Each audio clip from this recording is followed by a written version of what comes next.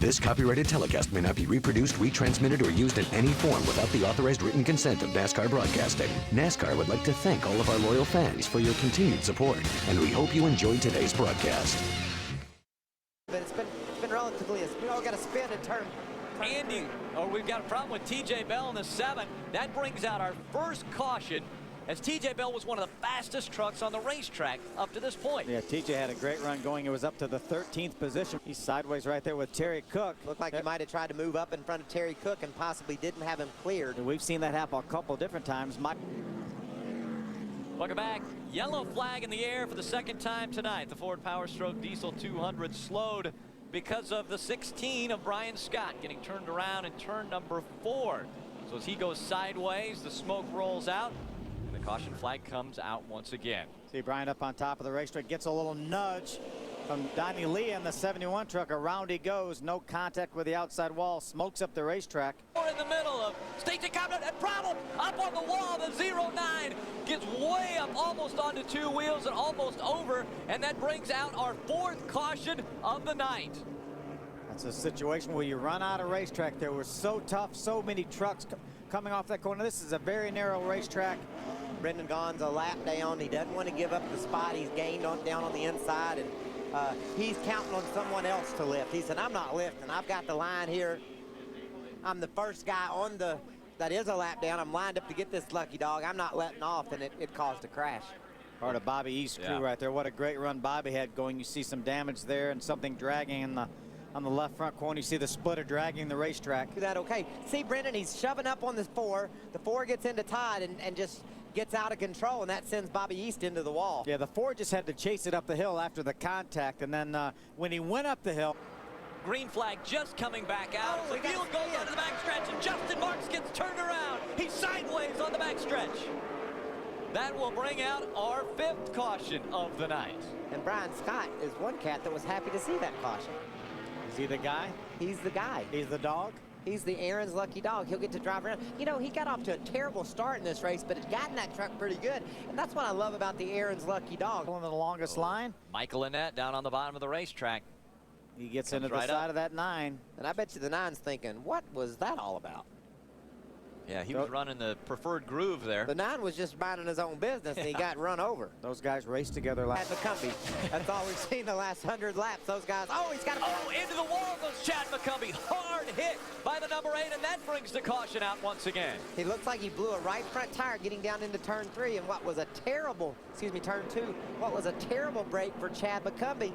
That's going to give Mike Skinner a chance to get back in this gig. He got off to a terrible start at the beginning of the race, and now Mike Skinner will go back on the lead lap. Yeah, Mike Skinner's been so close the last 2 or 3 cautions to get that Aaron's lucky dog, and what a tough break for Chad McCumbee. Looks like Chad's mad at somebody. Look, I thought his tire just blew out, but he seems to think that. I think it might be the 51. I mean, those guys were side by side. I wonder if maybe did Kyle get into the back of him and send him into the corner a little bit harder? And then he got on the brakes. And then he locked the brakes up. And when he locked the brakes up, it just went hard straight to the right-hand side. When you lock the brakes up, they won't turn at all. Far right side of your screen. Take a look here. There it is, a little contact. Great camera work, guys. He gets he just gets him a little bit sideways. Then he locks the brakes up. And when you lock the brakes up, there's no way that truck's going to turn. Well, that's just great camera work. We saw exactly what Chad McCumbee was mad about when we first saw it. It looked like it just blew right. And give a guy a break or whatever. And right now, the truck in front of him, the 09, is his brother-in-law, Bobby East. Side by side, continuing for 5th. Whoa, there's a little contact right there. Sideways is Jack Sprague. He gets it straight back out. Look at Michael Annette on the bottom. Michael Annette's trying to take it 3 wide, and we have a caution coming out once again. Justin Marks gets turned around once again. Oh, this time it's terminal. Little damage right there. May not be terminal, but he was in that battle with the 09 of Bobby East and the 60 of Terry Cook. We'll have to see if we can catch a replay here and what. There they are, side by side, the 9 and the 09. Justin just gets loose getting down in the corner. Oh, and he runs the 09 into the wall again. You know, I was impressed with how fast the 09 was going. We seen him almost turn over on the front straightaway. It looked almost like something happened around Hornaday. Well, I watched Hornaday the lap before. I'm telling you, something has happened around Hornaday, Michael. Well, Johnny Benson's passed him. That's one of the things. I watched him the lap before, and he got up high down in turn 3 and 4, and it looked like he decided the next lap to run down to the bottom of the track, and Johnny said, heck, I'll go up high. Johnny Benson makes a pass. Oh, the caution comes out once again for the 16 turning around. Brian Scott gets into the wall with the back of that truck. Right front tire is flat on that truck. A lot of damage to the front end as well, but right now we have a new leader. Johnny Benson was able to make that pass prior to the caution coming out. Time. Now, we saw this earlier. Once you're down on the inside of a truck and you try to crowd up, it's not the most wise thing to do. And Dennis had driven around Kyle Busch. Yeah. And had a fast truck. Maybe. Not running fifth right now. That 88 right of your screen. Matt Craftsman, that's the sixth place truck, and there's the battle for seventh right behind him. You know, we look at the scoring monitor lap after lap, and Johnny Benson out in front. Look. Problems with the 15. That's Mark Mitchell. He gets into the wall. That will bring out another caution. We're at 9 now for the evening. Action's picked up, hasn't it? Sure has. I would say things are heating up. You remember we talked about this race having a green flag feel at one time, and that sort of went away. It don't feel like that anymore. Mark Mitchell was running with the 81 of Landon Castle. There they make contact, entering the corner. Landon gets sideways, had to chase that truck a little bit when he caught the left rear corner of the 15. It got him sideways and into the outside wall. How about Landon Castle? Pretty This race wears on in that Weiler.com Toyota. Terry Cook running 8th right now, so it's 6th, 7th, and 8th, all within. Well, you can throw a blanket over all 3 trucks right now. Remember earlier in the race, Craftsman was down on the inside trying to gain a spot, and T.J. Bell just drove up in there and said, I'll take that from you.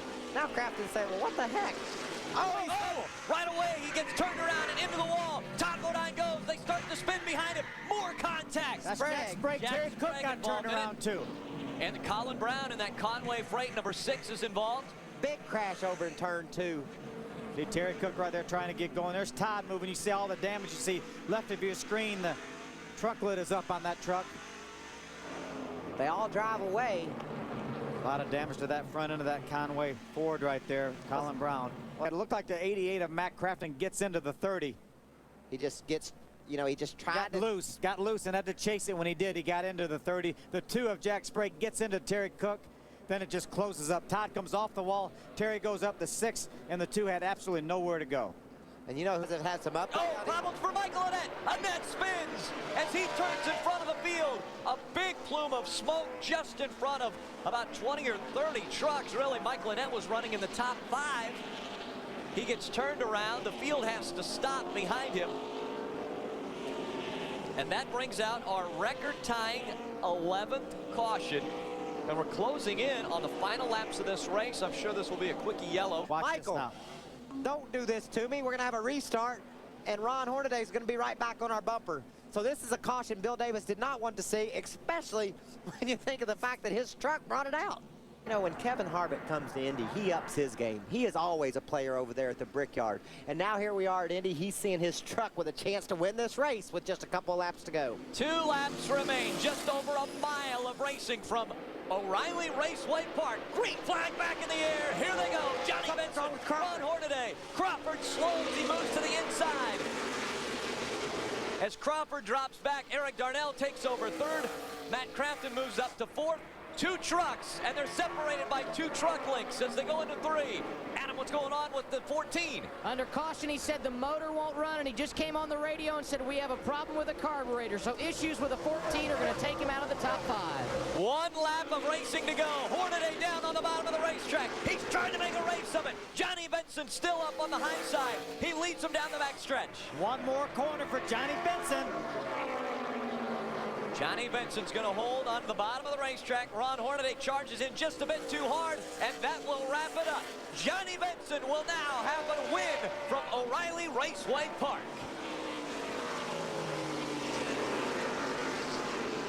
Rick Crawford falls all the way to 12th position in the last 2 laps. Well, think about poor Michael Annett. He was passing for 3rd. If he had just waited a little bit, yeah, Crawford was going to have some issues, and instead he tried to make the pass, winds up 21st. That hurts. Vima jumps on board with Johnny Benson, and guess what? The win again for Benson. That's 2 in a row. It's liquid vitamins, and it propelled Johnny Benson right to victory lane. Well, Bill Davis was distraught when he saw the 22 of Michael Annett get turned around. Let's find out how he is now after his truck's headed to victory lane. He is indeed all smiles. In fact, NASCAR.com, your home for everything NASCAR. This copyrighted telecast may not be reproduced, retransmitted, or used in any form without the authorized written consent of NASCAR Broadcasting. NASCAR would like to thank all of our loyal fans for your continued support, and we hope you enjoyed today's broadcast.